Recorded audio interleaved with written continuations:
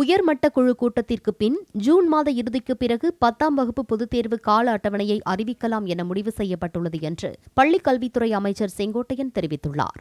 இது தொடர்பாக டுவிட்டரில் வெளியிட்டுள்ள பதிவில் 10ஆம் வகுப்பு பொதுத் தேர்வு உறுதியாக நடைபெறும் என்று குறிப்பிட்டுள்ளார். முன்னதாக ஈரோடு மாவட்டம் கோபிச்செட்டிப்பாளையத்தில் கைத்தறி நெசவாளர்களுக்கு நிவாரணப் பொருட்களை வழங்கிய பின் பேசிய அவர், கொரோனாவின் தாக்கத்தை பொறுத்து பள்ளிகள் திறக்கும் தேதி பின்னர் அறிவிக்கப்படும் என்றும் செங்கோட்டையன் தெரிவித்தார். 10ஆம் வகுப்பை பொறுத்தவரையிலும் நம்முடைய முதலமைச்சருடைய ஆணைப்படி தேர்வுகள் உறுதியாக நடைபெறும்.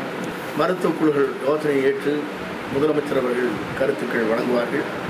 அந்த உயர்மட்ட குழு கூடியதற்கு பிறகு முதலமைச்சர் அவர்களே ஷெட்யூல் என்று சொல்வார்களே, அந்த ஷெட்யூல் ஜூன் மாதம் இறுதிக்கு பிறகு அதை அறிவிக்கலாம் என்று அரசு முடிவு செய்திருக்கிறது.